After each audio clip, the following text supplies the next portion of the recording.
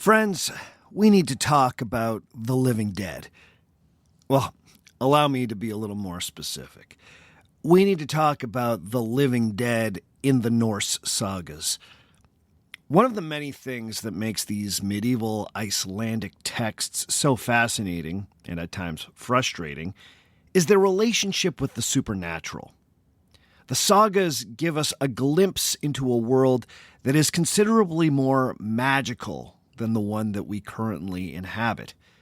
Monsters, forest creatures, and spirits of all descriptions live alongside the heroic ancestors whose deeds these sagas celebrate. Now, this is not especially out of the ordinary for historical sources written during the medieval period. Most medieval chronicles are peppered with miraculous happenings, portents of doom, and the appearance of strange creatures. But in most cases, these supernatural occurrences are viewed through the lens of medieval Christianity. What makes the sagas so interesting is that they preserve an earlier Nordic pagan worldview that sits alongside a Christian understanding of the universe. As a result, magical things occur in the sagas that tend to not occur in other medieval European texts. For instance, in the sagas, the dead have a habit of coming back to life. The Saga of the Greenlanders, which is one of our key texts concerning the Norse presence in North America, has more than one story about a strange reanimated corpse. At one point in the saga, the still young settlement founded by Eric the Red in Greenland is stricken by a terrible disease. Many people die, but in some cases, the dead seem to have trouble staying dead. We're told of a much-loved settler named Grimhild, who was, quote, a very vigorous woman, as strong as a man, but the sickness mastered her, end quote. After she's determined to have breathed her last breath, her husband sets about building a coffin for her. But before this task is complete, the corpse starts doing some weird things. One visitor to the house declares, quote, Our Lady of the house is now acting in a strange way. She is raising herself up on her elbow and stretching out her feet from the side of the bed and groping for her shoes, end quote. Oh, there's something especially creepy about that. A freshly dead person groping after her shoes.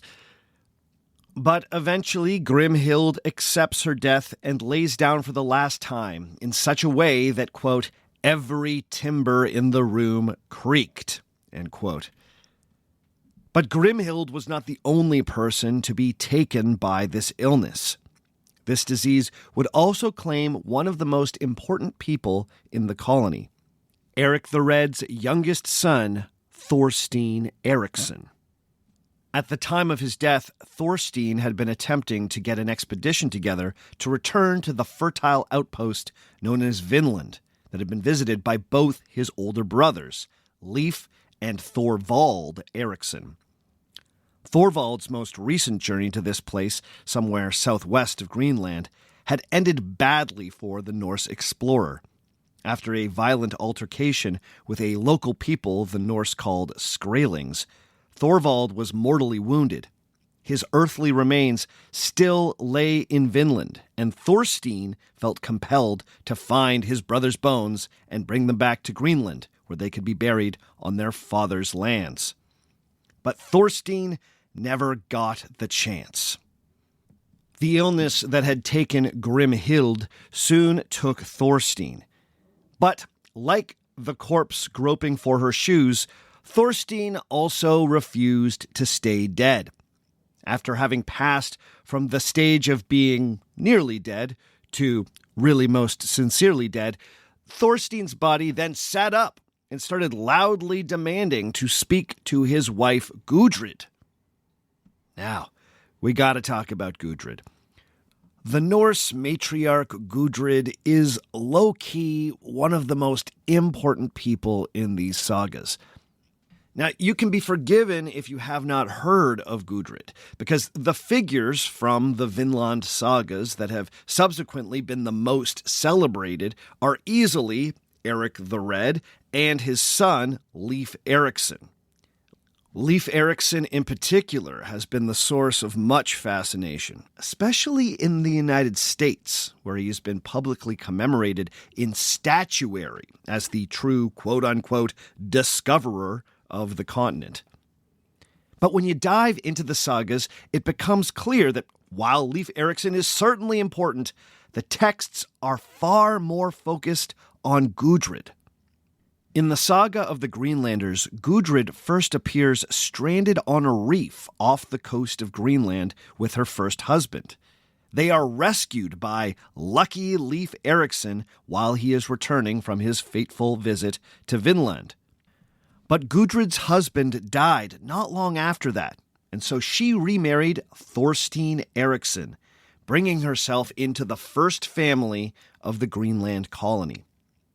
But now, Thorstein was dead, but also alive. He was a talking dead man who, amazingly, could now see the future. And he had a prophecy for his wife Gudrid.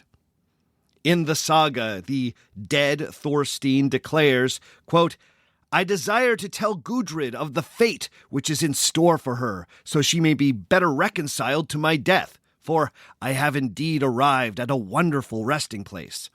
I tell you, Gudrid, that you will marry an Icelander, and will have a long life together, and many noble descendants, illustrious and famous, and sweetly smelling and virtuous." End quote. After making this prophecy, Thorstein then promptly re-dies and does not rise again. For a modern reader, all of this might seem very unusual. But for the 12th century Icelanders who committed the sagas to writing, this was one of the key moments of the text. Gudrid's illustrious and sweet-smelling descendants included 3 of Iceland's most important 12th century bishops. Every Icelander knew that 3 of their most famous contemporaries were said to have been descended from Gudrid. So, this prophecy is basically Thorstein winking at the audience, making a sideways reference to people who would have been the medieval Icelandic equivalent of celebrities. We might even call it fan service now. It's a moment that kind of reminds me a little bit of the Star Wars prequels. You're watching and you're like, I didn't think that was going to connect. In fact, I did not need that to connect, but hey, all right. Now, this moment is significant for a number of reasons. For one, the talking corpse is a very pagan storytelling trope. But ironically, Thorstein's corpse is making a prophecy about Iceland's very Christian future. One of the animating tensions throughout the saga is the combination of pride in the pagan ancestors with an unease about their chosen gods. The fact that Greenland's founder, Eric the Red, remained stubbornly committed to the pantheon of Nordic gods was a concern for future Icelanders. But the expert Annette Kolodny has pointed out that, quote, "Having relegated Eric the Red to a dying pagan world, here the saga makes Gudrid the matriarch of a newly emerging Christian world." End quote. A heroic but morally compromised figure is linked to a morally righteous figure. Darth Vader is Luke Skywalker's father, but also Darth Vader built C-3PO? Okay. All of this is important to remember for those of us who are reading the sagas to learn about the history of North America. For the saga writers, the various adventures in Vinland are interesting, but they're just one part of a much larger tapestry that's being woven. Thorstein's corpse reminds us that this is a story by and for the people of Iceland. When the saga takes us to faraway lands, Iceland quietly remains the focus. As you can imagine, this complicates the modern hunt for Vinland. The sagas seem to only have a passing interest in Vinland's spot on the map. The Vinland sagas are ultimately family sagas. In this way, Vinland is significant insofar as it helps illustrate the journey of this one particular family. It's not especially important to the authors of the sagas where precisely Vinland is located.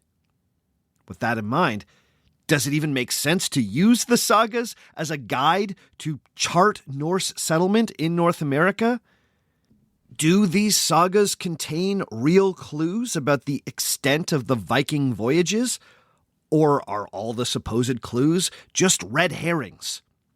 How seriously should we take the tales of Vinland when our sources contradict and are prone to drift into the realm of the supernatural? Is Vinland as real as a prophecy from a dead man's mouth? Let's see what we can figure out today on Our Fake History.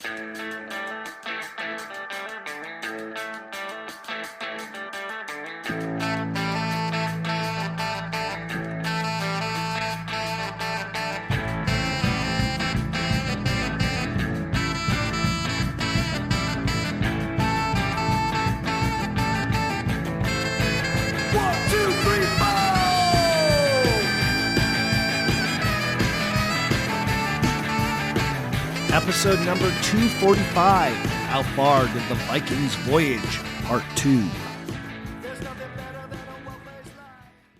Hello and welcome to Our Fake History. My name is Sebastian Major, and this is the podcast where we explore historical myths and try to determine what's fact, what's fiction, and what is such a good story it simply must be told. Before we get going this week, this is just a reminder that you can hear this podcast ad-free through Patreon. $5 or more every month gets you access to an ad-free feed and a whole raft of extra goodies that we've got on offer. We also have $3 and $1 levels of support if that makes more sense for you. I say this all the time, but the only reason Our Fake History has lasted this long has been because of the support of this amazing community of listeners. So, if you dig what we're doing here, consider becoming a patron. Not only do you contribute to the ongoing existence of this show, but you get access to a great community of history lovers, a ton of extra episodes, and the ads go away. If that sounds good to you, head to patreon.com/OurFakeHistory and find a level of support that works for you.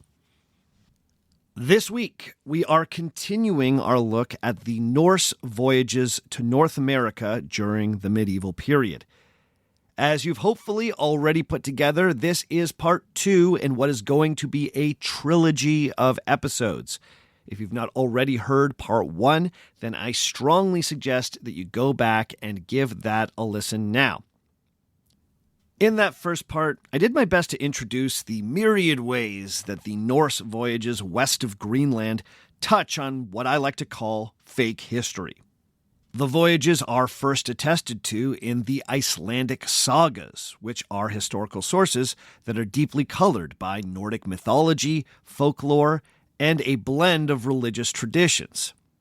Then there is the modern fake history inspired by the Viking voyages, which includes an odd collection of dubious archaeological artifacts and Norse-flavored hoaxes. We spent a good chunk of part 1 getting some context on exactly who the medieval Norse were and how they found themselves in a position to voyage to Iceland, Greenland, and beyond in the 9th, 10th, and 11th centuries. Along the way, I did my best to engage with a few of the popular misconceptions about the Vikings. As we learned, the Vikings may have been Norse, but not all of the Norse were Vikings. After hopefully giving enough context about the North Atlantic world in the medieval period, we turned our attention to the Icelandic texts known as the Sagas. As you heard, the sagas were originally orally transmitted tales that functioned simultaneously as genealogies, histories, and a form of entertainment. These oral stories then went through a process of redaction and reinterpretation when they were written down, which occurred mostly in Iceland starting in the 1100s. For this series, we've been particularly interested in the so-called Vinland sagas, which are individually the Saga of the Greenlanders and the Saga of Eric the Red. These are the Icelandic sagas that specifically deal with the voyages to North America. We spent the back end of part 1 tracing the narrative of the Saga of the Greenlanders to see what we could learn about the extent of the Viking voyages. As you heard, that saga focuses on the family of Eric the Red, the violent Icelandic troublemaker turned founder of the first Norse settlement in Greenland. In particular, we looked at descriptions of the first proper voyages west of Greenland. The land first spotted by the mostly forgotten and unfairly derided Bjarni Herjolfsson was then properly explored by Eric the Red's son, Leif Erikson, and his crew. Leif's expedition saw him land in a rocky glacial place he named Helluland, or Rock Slab Land, a well-forested country he called Markland, or Forest Land, and finally a warm, fertile country where wild grapes grew that he called Vinland, or Wine Land. We finished off by discussing the second journey to Vinland by Leif Erikson's younger brother, Thorvald. Thorvald's expedition was defined by the very first encounter with Vinland's first people, a group the Norse called the Skraelings. As you heard, this was a particularly tragic encounter that saw the Norse inexplicably kill 8 men, inspiring a violent reprisal. By the end of the fight, Thorvald had been mortally wounded and died in Vinland. Today we are going to finish off our look at the Saga of the Greenlanders and then compare it to the Saga of Eric the Red.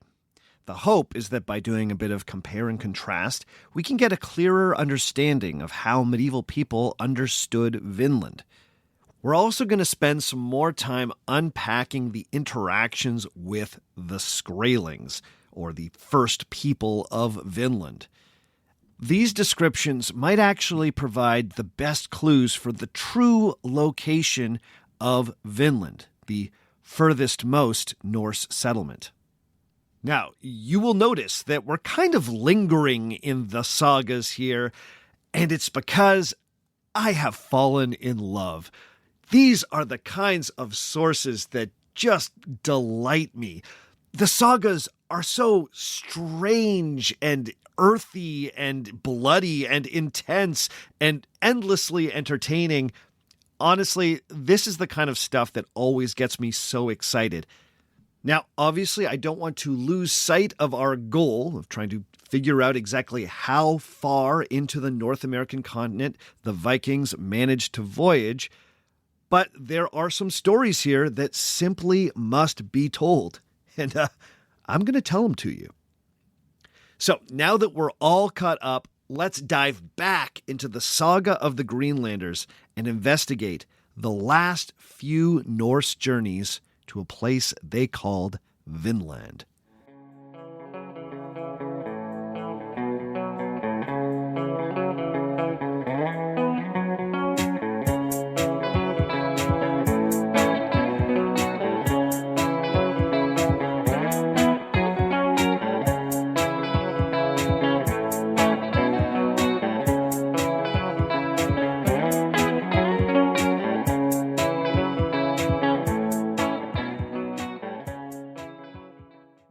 Today's episode of Our Fake History is being brought to you by Rosetta Stone. Are any of you out there planning to travel this year? I know at least a few of you are. Well, imagine going into that trip actually understanding the language. Rosetta Stone helps you feel more confident, more connected, and way less like a tourist. Rosetta Stone has been the trusted leader in language learning for over 30 years. Their immersive, intuitive method helps you truly pick up your new language naturally. No memorizing random vocabulary lists, no feeling lost. Now, as you've probably heard, I'm going to Greece this year with a bunch of listeners. And before I go, I'm going to try and learn some Greek with Rosetta Stone. I'm also pumped to use their true accent feature to really get my pronunciations locked down.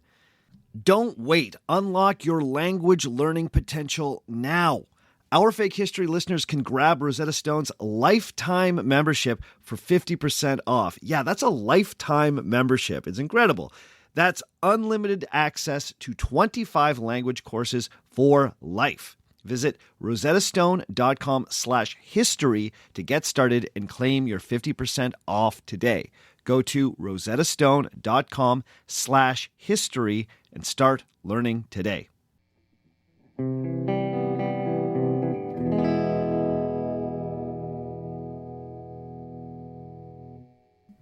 When we left off in the saga of the Greenlanders, Thorvald, Eric the Red's second son, had just met his untimely end after picking a fight with Vinland's first people.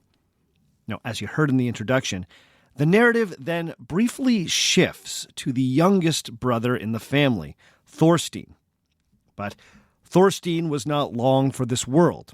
He's in the sagas mostly just to introduce Gudrid and properly connect her to the family of Eric the Red.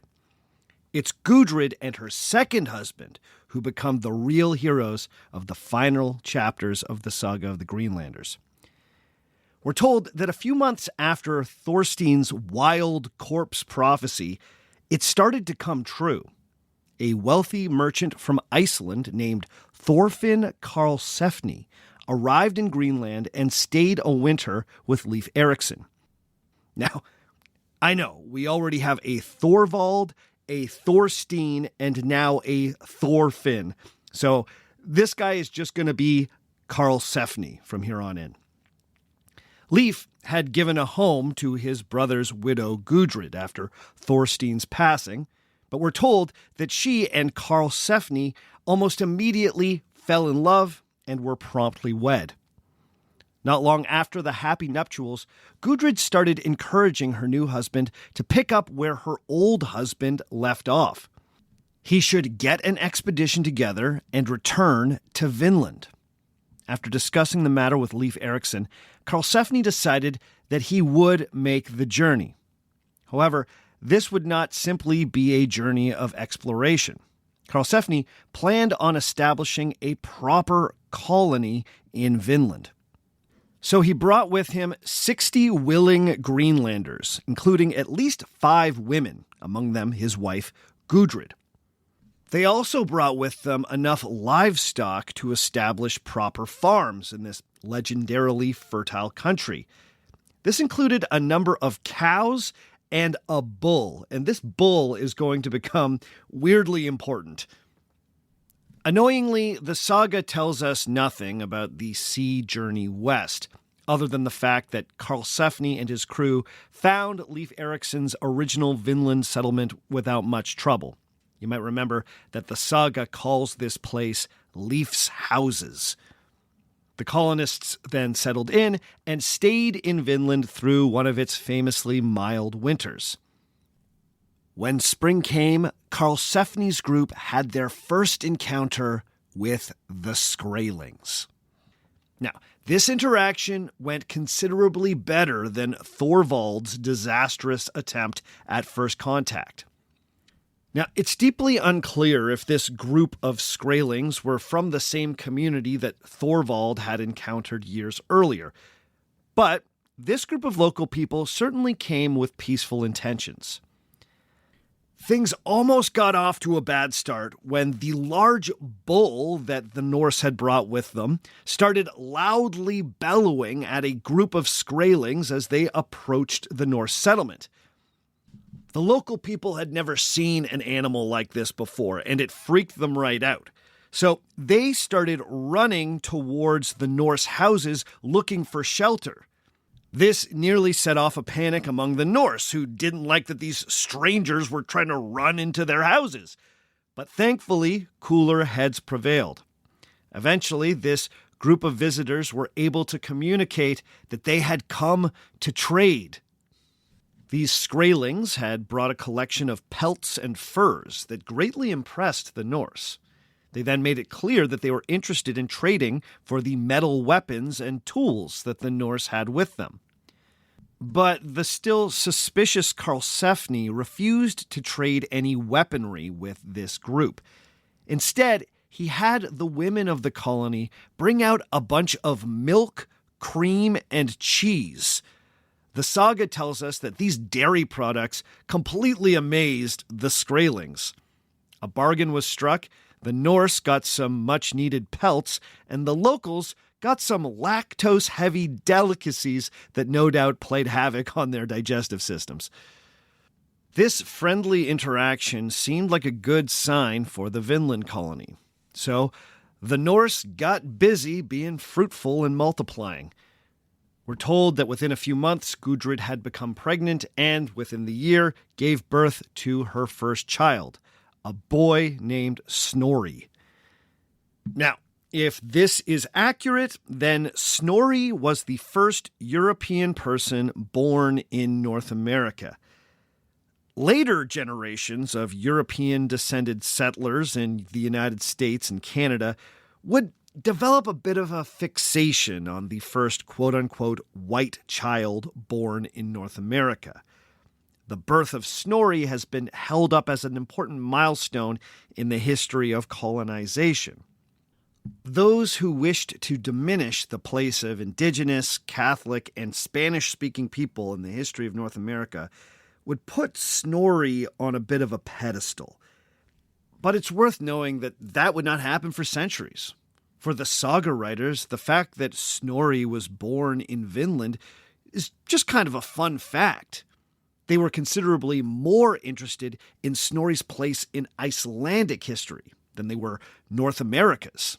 Snorri would go on to be a significant figure in the Icelandic church, and that's what the saga writers cared about. They certainly did not perceive Snorri as being part of some colonial destiny in the New World.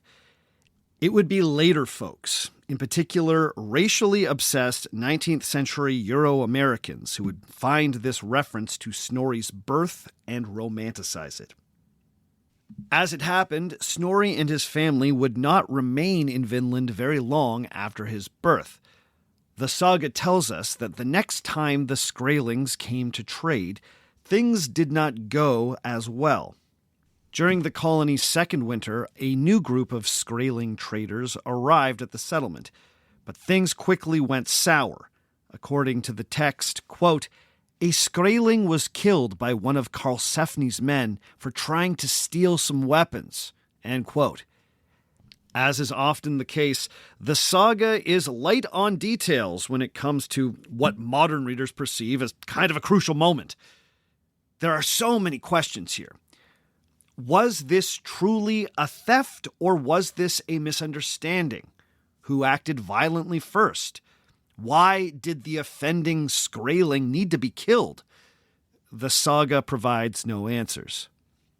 Instead, during this moment, the point of view of the text switches to that of Gudrid.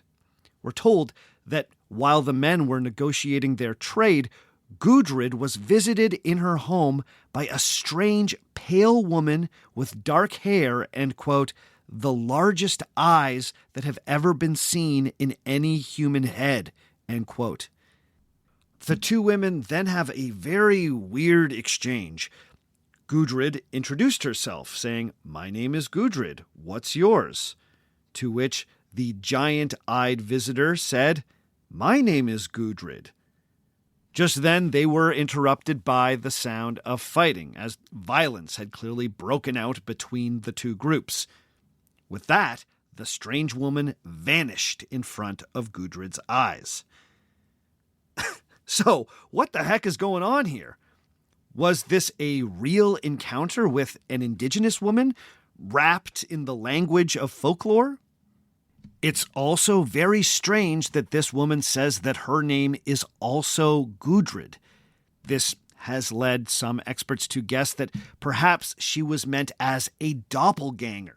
This is a kind of uncanny, doubled spirit who portends calamity. If you see your doppelganger walking around, that usually means that bad things are about to occur. What is clear is that once again, we have an instance in the saga where violence between the Norse and the Skraelings is preceded by a strange magical occurrence. You might remember that Thorvald and his crew fell into a magical sleep right before they faced the retaliation of the Skraelings earlier on in the saga of the Greenlanders. In both cases, it's not clear if the saga writers meant to imply that the Skraelings were controlling these magical happenings. Magic just seems to happen around Skraeling attacks. Anyway, we're told that after the death of the one man in the trading party, the rest of the traders fled. Sometime later, a much larger group of Skraelings emerged from the forest, ready for a fight. Karlsefni and his crew met these attackers on the field, but they brought with them their loud, bellowing bull. The animal did the trick and managed to frighten and disrupt the attacking Skraelings. After a short battle, the Skraelings retreated, but the experience seems to have soured the colonists on Vinland. Now, the saga is not very clear about exactly why Karlsefni and his crew decided to abandon the colony. The text simply states that in the spring after the winter attack, Karlsefni, quote, announced that he had no wish to stay there any longer and that he wanted to return to Greenland, end quote. The implication is that the hostilities with the Skraelings contributed to this decision, but that is never explicitly stated. After 3 solid years in Vinland, the colony was abandoned. Gudrid and Karlsefni returned to Greenland with ships loaded with timber, pelts, and most significantly, grapevines. Now, before we come to the final and perhaps strangest tale in the saga of the Greenlanders, we should pause for a second and consider the voyage of Gudrid and Karlsefni. Experts have different interpretations when it comes to which sections of the sagas should be regarded as reflections of real events. Now, as you know, I am not an expert by any stretch, but I have read a ton of history, and I will say that Thorfinn Karlsefni's expedition to Vinland strikes me as the part of the saga that contains the most historical truth. In particular, the descriptions of the interactions with the Skraelings are very similar to early contact narratives from later centuries. The Skraelings in this section sound like real people. They certainly act quite a lot like the indigenous people from Canada's east coast that would be encountered generations later. When the Skraelings get a chance to initiate contact, they come first as traders. They have with them the same kinds of trade goods that indigenous people would become known for centuries down the line. The sagas record that the Skraelings are interested in trading for things that indigenous people would not have had access to. Metal tools, weaponry, and dairy products are all very novel to the Skraelings. Now, this all might sound very obvious, but it's notable because it aligns with reality, and not everything in the sagas aligns with reality. Then there's the detail that the local people were frightened by the loud, bellowing bull that the Norse had with them. That also has a ring of truth to it. This would have been an unknown creature for indigenous folks at that time. The trepidation around the bull reminds me of how the Mexica or Aztec people in Mexico reacted to the conquistadors' horses and dogs of war. You might remember that in Mexico, the Spanish were originally described as riding giant deer. The Norse using the bull as a type of psychological intimidation on the battlefield fits with those later contact stories. Then there's the outbreak of hostilities between the two groups, instigated, we are told, by the theft of a Norse weapon. This echoes countless other dark moments in the history of colonization. An indigenous person takes an item or grabs at something considered personal property, the aggrieved person reacts violently, and once peaceable trade relations dissolve into a bloody fight. If you've ever read a first contact narrative, this story will sound very familiar. Personally, it reminds me a lot of violent incidences that occurred at the Jamestown colony in Virginia a few centuries later.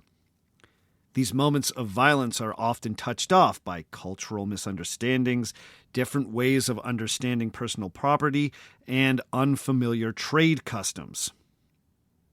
As I've said before, it's deeply unclear exactly who the Skraelings were, but they may have been an Algonquin-speaking people from Canada's east coast. In that case, then an exchange of weaponry would have been very important to them. As experts Haviland and Power have pointed out, for many Algonquin-speaking peoples, quote, the exchange of real or symbolic weapons was an important means of disarming suspicion of evil design or unfriendly intent, end quote. The Norse reticence to trade weapons may have been interpreted as provocative. Further, expert Annette Kolodny has suggested that the apparent theft of Norse weapons may have, quote, only been an attempt to examine some trade items with great symbolic meaning, end quote. Now, of course, we don't really know what happened here. But the reason that experts feel more comfortable speculating about this moment is because it's so similar to countless other moments from history.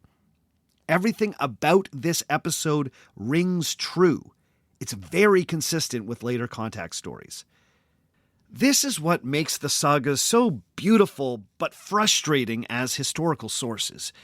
You have these descriptions that read as deeply historical, and you'll feel confident that you've isolated an historical fact, but then all of a sudden you're parsing the details of a weird vanishing doppelganger story.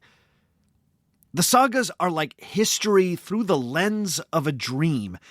They reflect reality, but things are skewed, and very quickly, a recognizable situation morphs into something more surreal. In your dreams, the characters are usually real people you know. The locations feel familiar. You even dream about real things that have happened to you.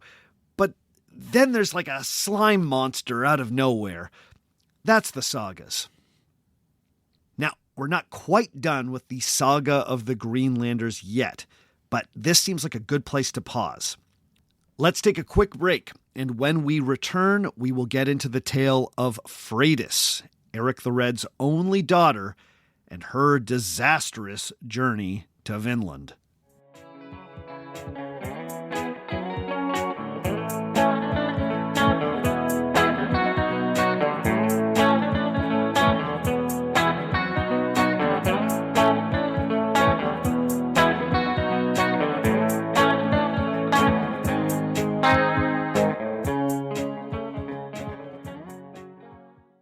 Today's episode of Our Fake History is being brought to you by Homes.com. If you've ever been in the market for a new home, you know home shopping can be a lot. There's so much you don't know and so much you need to know. What are the neighborhoods like? What are the schools like? Who's the agent who knows the listing or neighborhood best? And why can't all this information just be in one place? Well, now it is on Homes.com. They've got everything you need to know about the listing itself, but even better, they've got comprehensive neighborhood guides and detailed reports about local schools. And their agent directory helps you see the agent's current listings and sales history. Homes.com collaboration tools make it easier than ever to share all this information with your family. It's a whole cul-de-sac of home shopping information all at your fingertips. Homes.com. We've done your homework. Today's episode of Our Fake History is being brought to you by Shopify. People ask me all the time what it takes to start a podcast.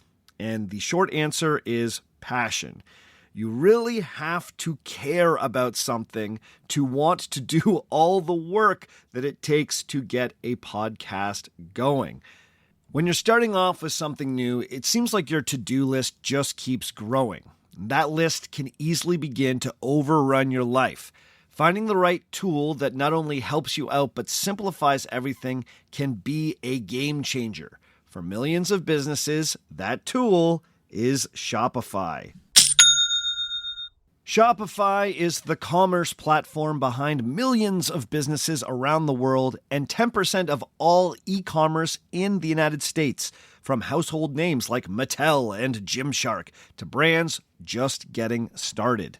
With Shopify, you can get the word out like you have a marketing team behind you. You can easily create email and social media campaigns wherever your customers are scrolling or strolling. If you're ready to sell, you're ready for Shopify. Start your business today with the industry's best business partner, Shopify, and start hearing with Shopify on your side. Sign up for your $1 per month trial and start selling today at shopify.com/fake. Go to shopify.com/fake. Shopify.com/fake.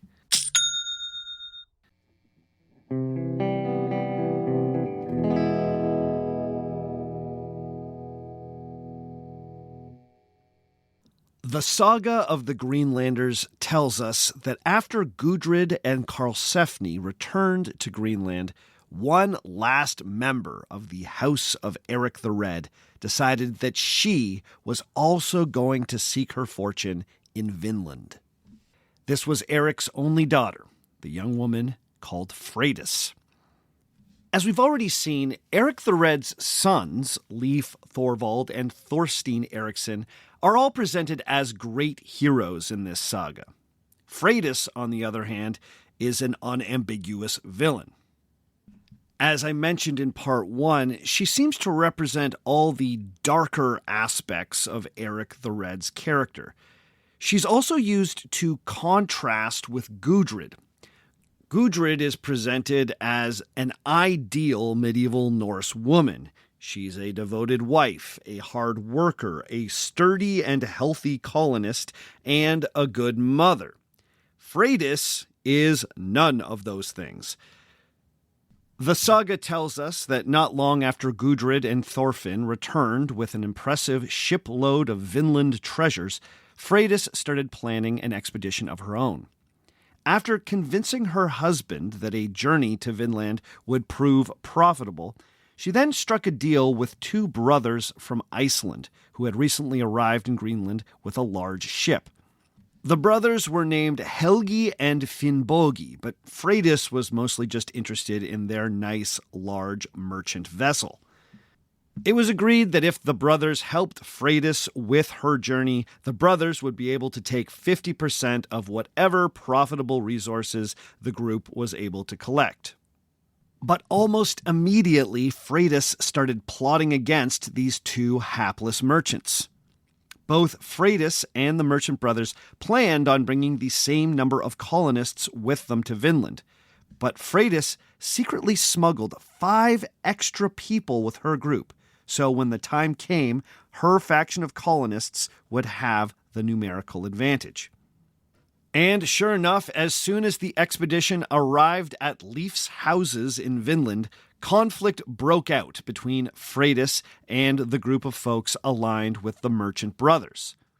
The friction became so unbearable that Helgi and Finnbogi ultimately decided to leave the settlement and start their own, hopefully more peaceful community by the shores of a nearby lake. But Freydis would not let the feud drop. One day, she went to the brothers' breakaway settlement and made a demand.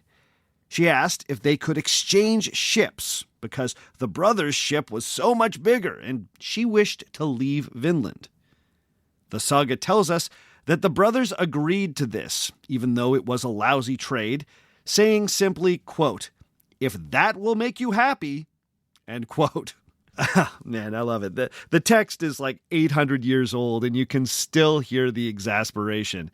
If that'll make you happy, Freydis, whatever you want. But this is where Freydis really becomes a cartoonish villain. Now, despite the fact that she got what she wanted, Freydis was still unsatisfied. Basically, she wanted their ship, and she didn't want to have to trade any of her own stuff. So she returned to her settlement and lied to her husband. She claimed that she visited the merchant brothers to negotiate a trade for their ship, but they reacted violently.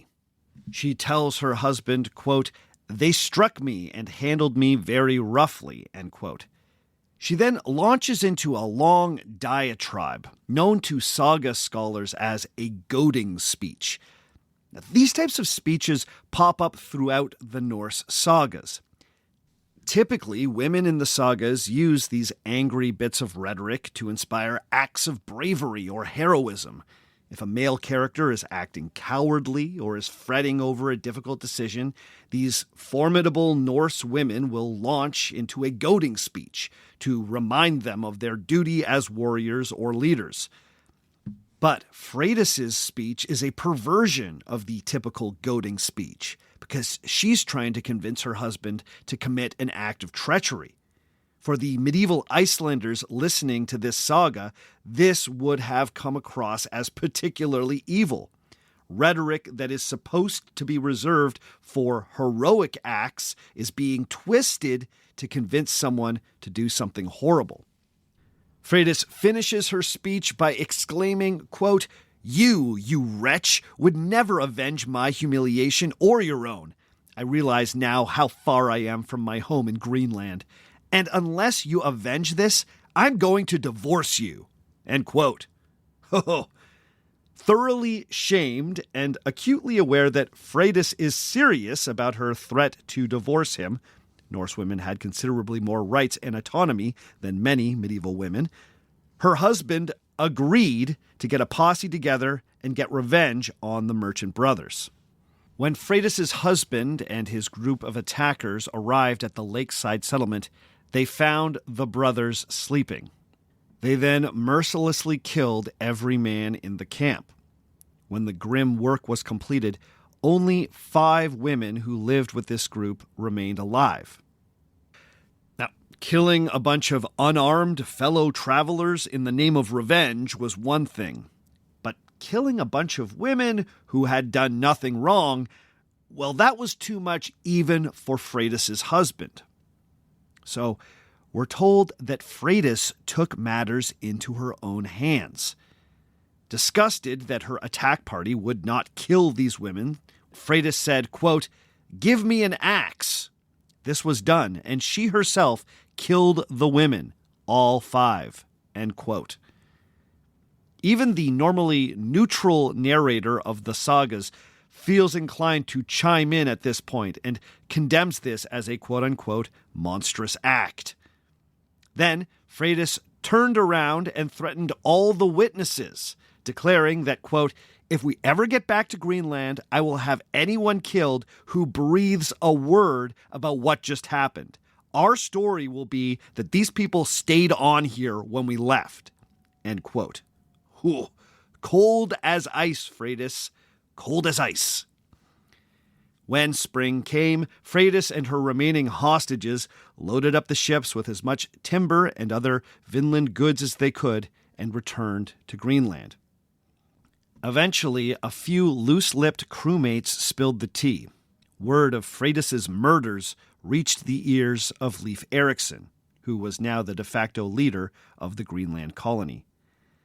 Leif was too tender-hearted to punish his own sister, but he declared that Freydis's progeny would never prosper, dooming her line to obscurity. And that's how the saga of the Greenlanders ends. From there, it's just the extensive genealogies, which are kind of like the credit roll for the sagas. Now, the saga of the Greenlanders never explicitly says that Freydis's journey was the last one to go to Vinland. But we are told that Gudrid and Karlsefni's journey represented the apex of the Vinland colony. When Gudrid and Karlsefni ultimately sail from Greenland to take their Vinland riches with them back to Iceland, the saga tells us, quote, "It is said that no ship sailed from Greenland more richly laden than the one Karlsefni commanded," end quote. In this way, the reader, or listener as the case may have been, is given some closure on the Vinland story. Karlsefni and Gudrid had the best expedition to this place, and no one would ever top it. I mentioned earlier that despite some of the odd supernatural moments, the chapters about Gudrid and Karlsefni have at least a whiff of historical truth to them, especially the descriptions of the interactions with the first people of Vinland. The Freydis chapters, on the other hand, seem far more fictional.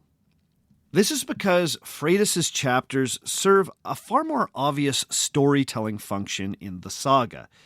It acts as a type of explanation for why Vinland was ultimately abandoned. Freydis's acts of treachery and murder leave Vinland tainted. It's now the scene of a crime. In this way, the Freydis story potentially could have been designed to echo the story of the Garden of Eden from the Book of Genesis. A female character chooses a path of sin and brings about an expulsion from the land of plenty. If medieval Icelanders wondered why people no longer voyaged to the colony of Vinland, the saga at least provides a vague explanation. Freydis did a bunch of murders there, so now Vinland is kinda bad. This section of the saga also seems to be trying to teach a lesson about Norse gender roles. The Norse clearly valued strong, independent, and courageous women. As I already mentioned, women, at least those who were not enslaved as thralls, had considerably more rights in Nordic society when compared to other parts of Europe. However, Freydis, as she appears in the saga of the Greenlanders, seems to represent an anxiety about Norse women. Freydis is intelligent, but this intelligence is used to deceive and manipulate. She's strong, but her strength tips over into a murderous bloodlust. She takes the lead on this expedition, but she leads through fear and intimidation. It could be that in this saga, Freydis embodies an exaggerated version of the pagan gender roles that later Christian writers were less comfortable with. The Christian saga writer may have been saying to his Icelandic audience, "Sure, our culture tells us that women should be strong, but hey, maybe not too strong, right, guys?" In this way, Freydis comes across more like a literary creation than a real person. Now, that does not mean that the story's not true, because it might be. But it's useful in both bringing closure to the Vinland story and teaching lessons about feminine evil that would have been familiar to the Christian writers who compiled these oral traditions. It's also notable that the character of Freydis is completely different in our other main Vinland saga. This brings us to the other source we have on Vinland, and that is the Saga of Eric the Red. Now, this saga covers much of the same ground as the Saga of the Greenlanders. to the point where many scholars believe that it was a conscious revision of the saga of the Greenlanders, potentially written over a century after the first saga.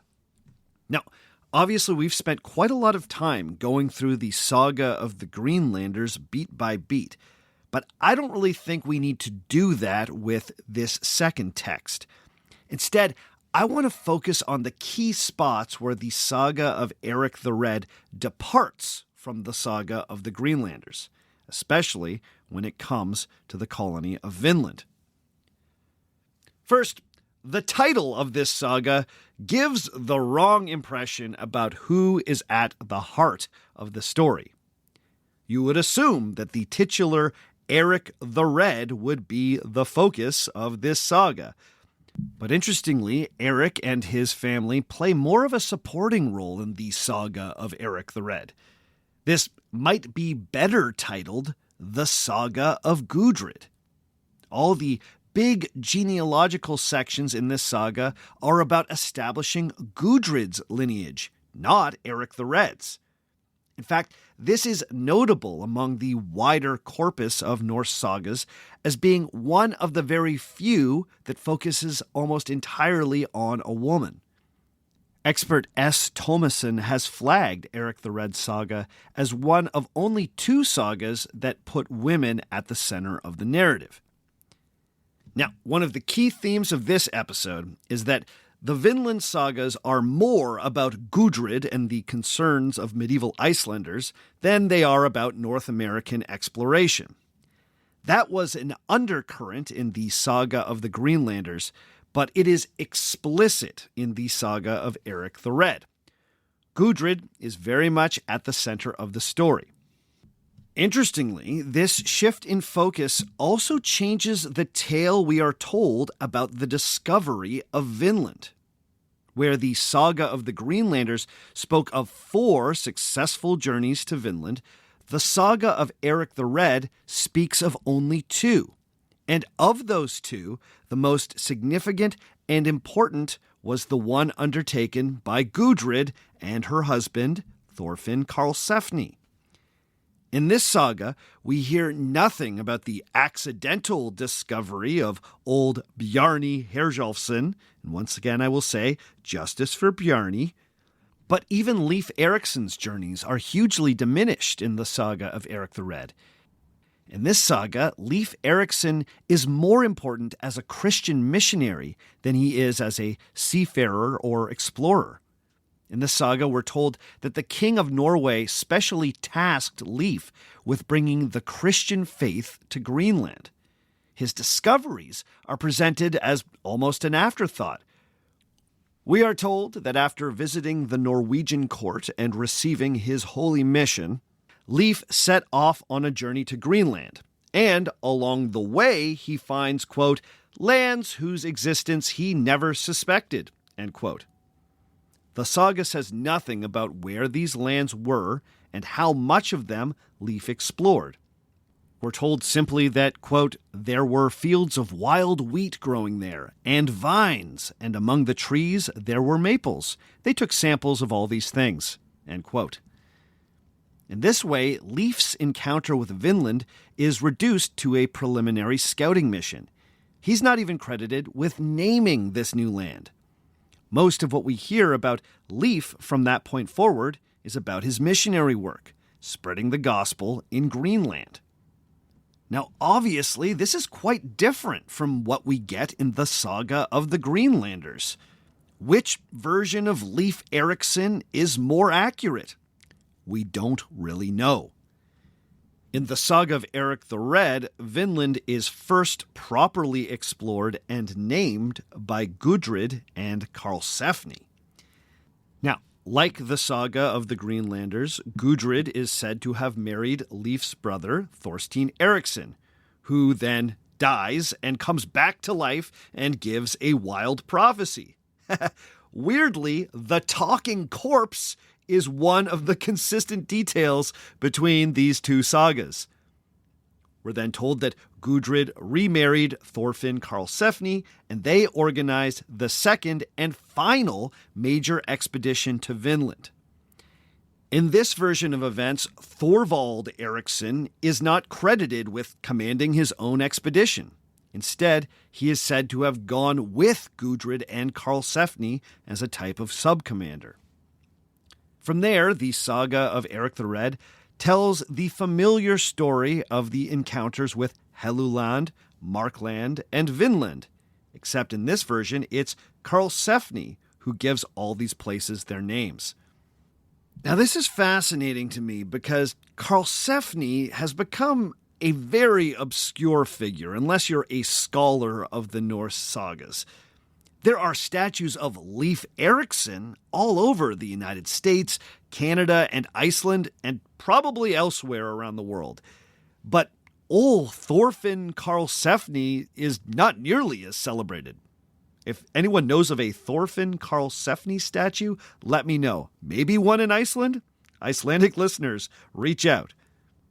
But clearly, the court of public opinion has decided, somewhat arbitrarily, that the saga of the Greenlanders is the version of events that's preferred. But one interesting thing about the saga of Eric the Red is that it gives us a bit more detail when it comes to the geography of Vinland. You see, one of the issues with the saga of the Greenlanders is that the geographical differences between Markland and Vinland are so extreme. The forest land sounds like it could have been Labrador or northern Quebec, but then Vinland sounds like it could have been somewhere in the Carolinas. In the saga of Eric the Red, Leif's houses don't exist. Future colonists aren't just going back to Leif's houses in this comfortable place time and time again. Instead, we're told that after visiting Markland, Karlsefni and Gudrid did not immediately land in a country rich in grapes. Instead, we're told that they established a northern settlement that Karlsefni dubbed Stromfjord. Stromfjord was so named because it was established near a fjord, or a fjord-like inlet, where there was a strong flowing current, a strong fjord.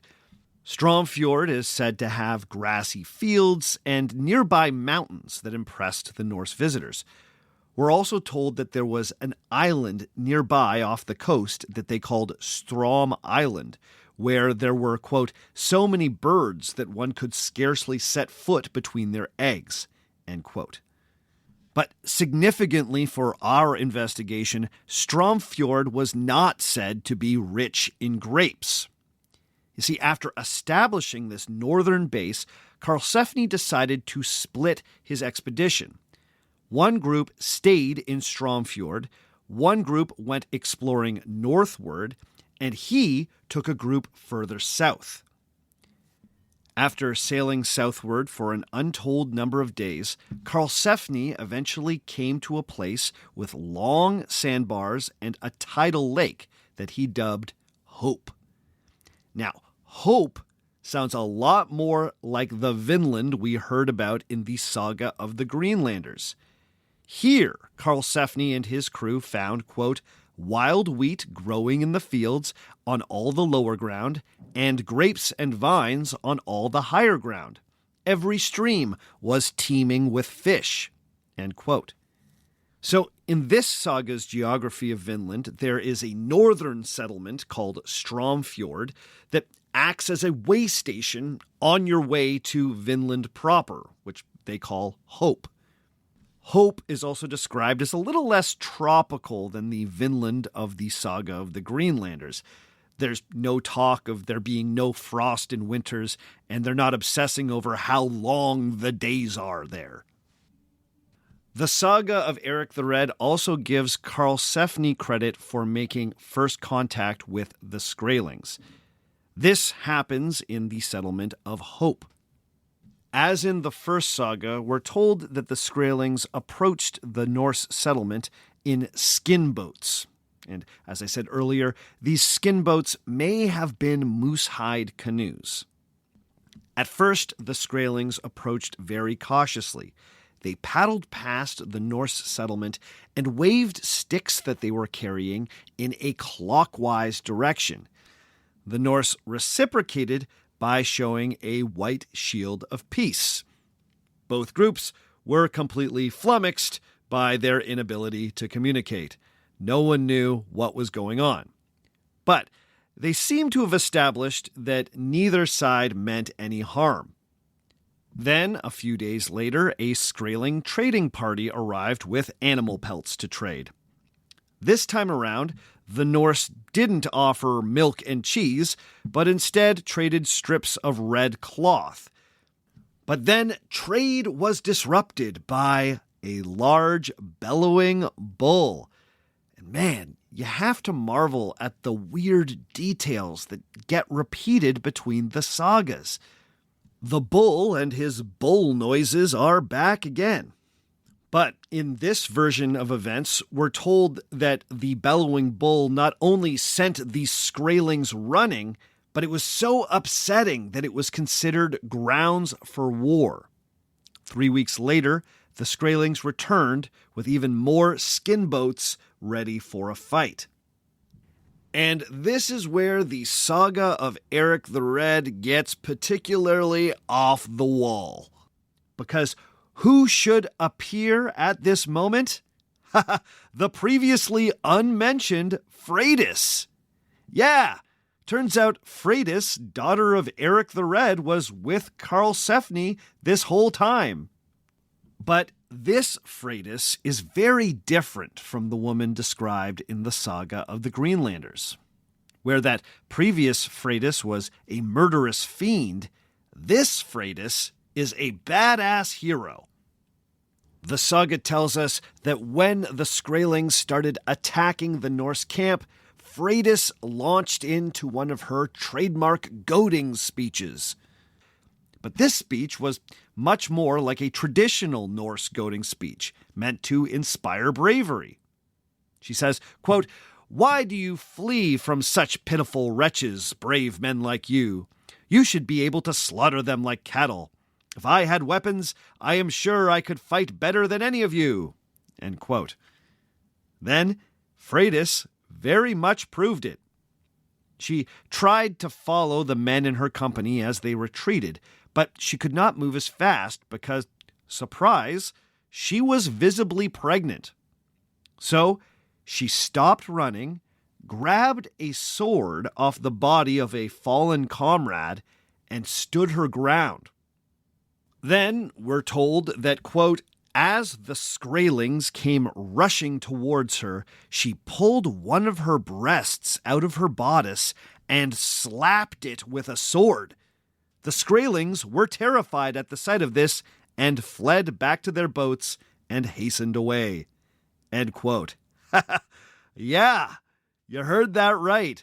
Freydis, our Freydis, saves the day by slapping her bare breast with a sword. Now, I'm sure some of you are wondering if this is the kind of thing that happens in Norse sagas all the time. I mean, do we have any other examples of women doing this kind of thing in the sagas?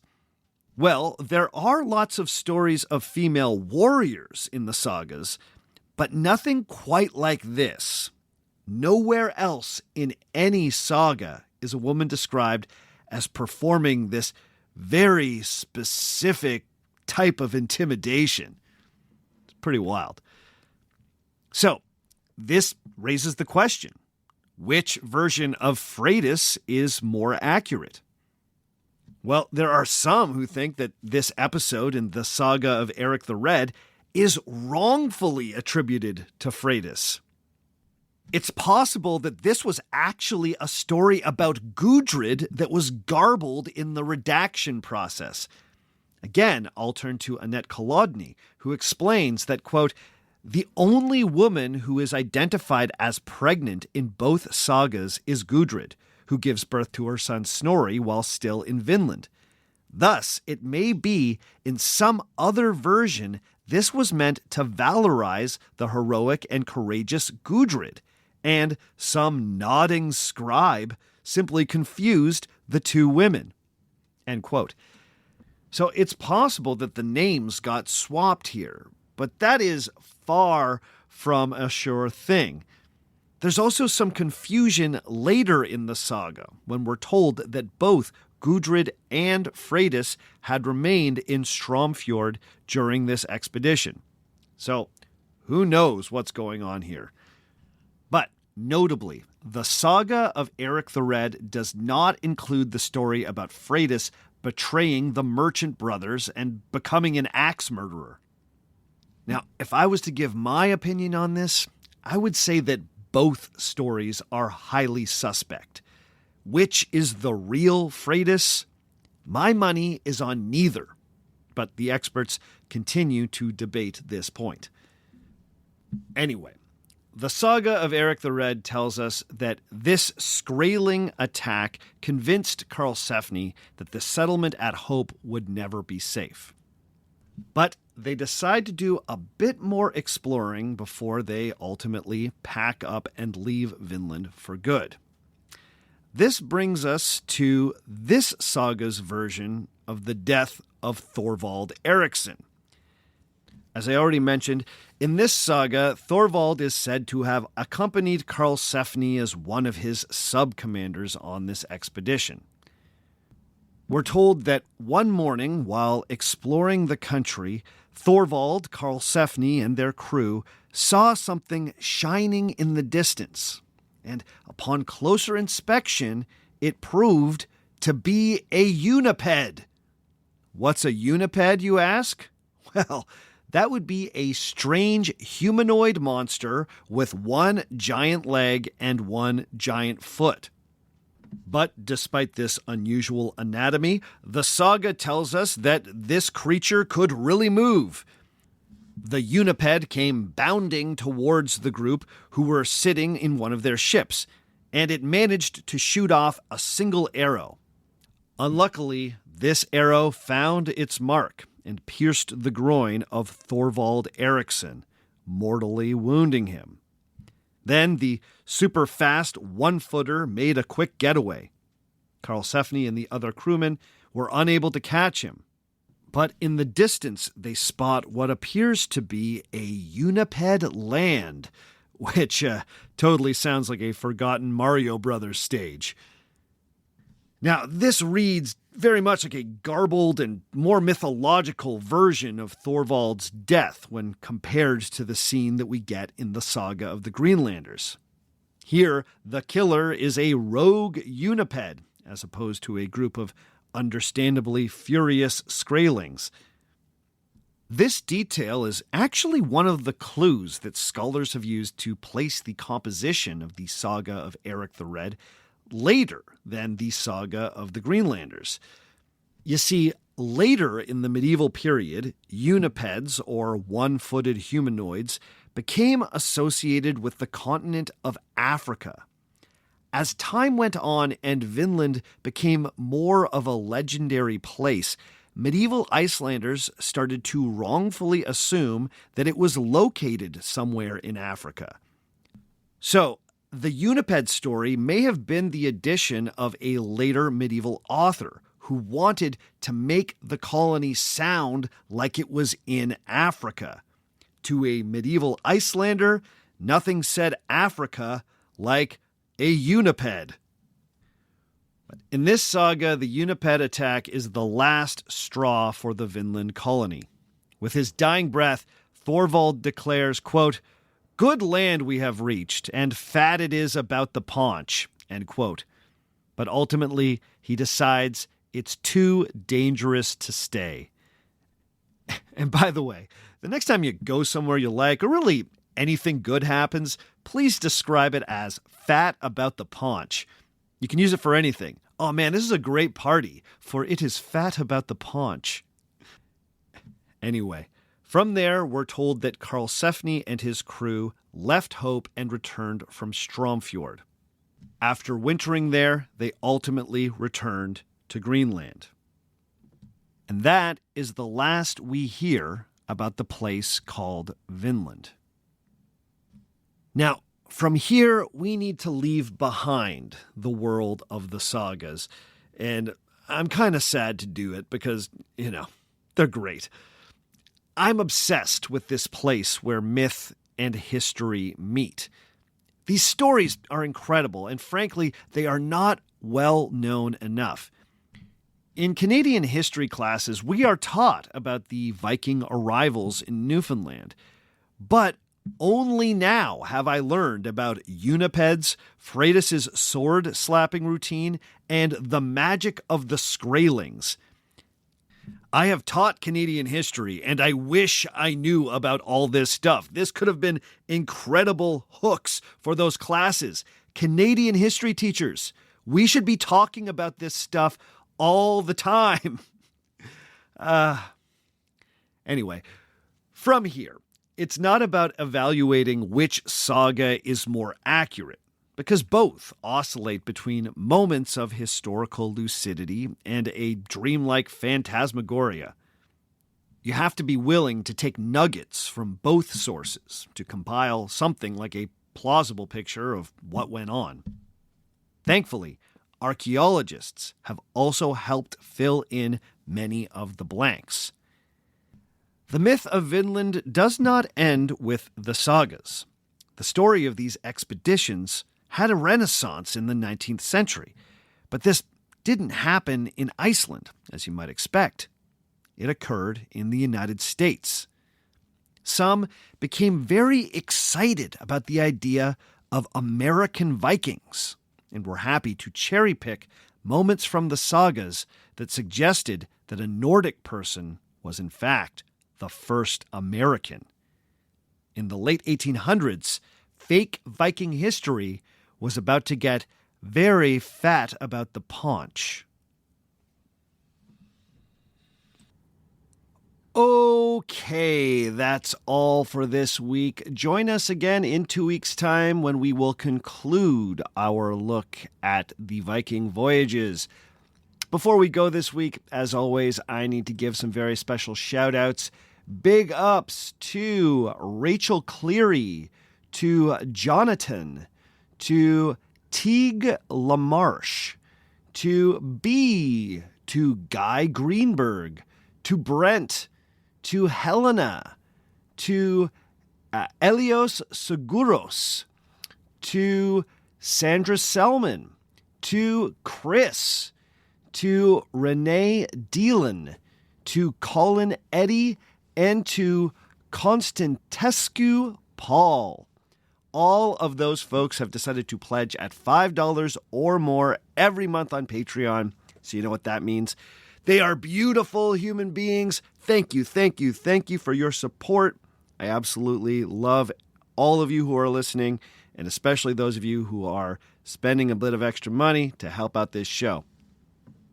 But if you don't have the extra scratch to be a patron, I get it. There are lots of free ways you can support this show. Think about writing a nice review on Apple Podcasts, Spotify, or wherever they let you review your favorite podcasts.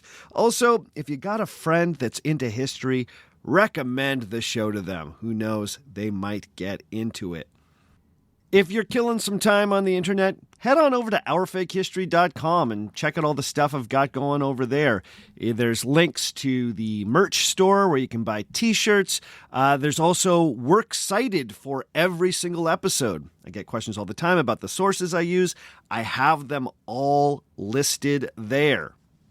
If you ever want to get in touch with me, please send me a message. After this Viking series, I will be doing another Q&A episode, as I am now wont to do. So if you got a question about this series, you can send it to me at ourfakehistory@gmail.com. You can also reach out through Facebook, facebook.com/ourfakehistory. You can find me on Blue Sky at ourfakehistory. You can find me on TikTok at ourfakehistory. You can find me on Instagram at ourfakehistory. You can go to YouTube and subscribe to our YouTube channel and get all the little videos I am doing over there. Patrons can also send me questions through the Patreon chat page. As always, the theme music for this episode comes to us from Dirty Church. You can check out more from Dirty Church at dirtychurch.bandcamp.com. All the other music you heard on the show today was written and recorded by me. My name is Sebastian Major, and remember, just because it didn't happen doesn't mean it isn't real.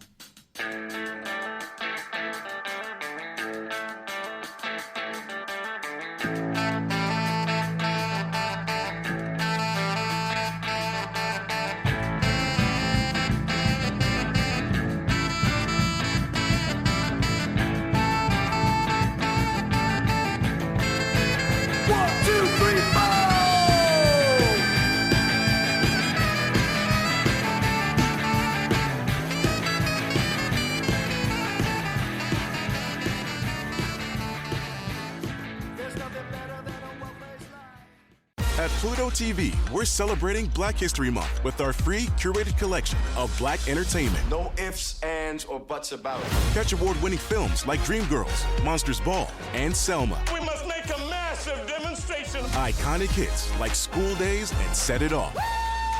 Plus full seasons of shows like Tyler Perry's Sisters and Power. I got you. It's star-studded brilliant Black entertainment, and it's all free.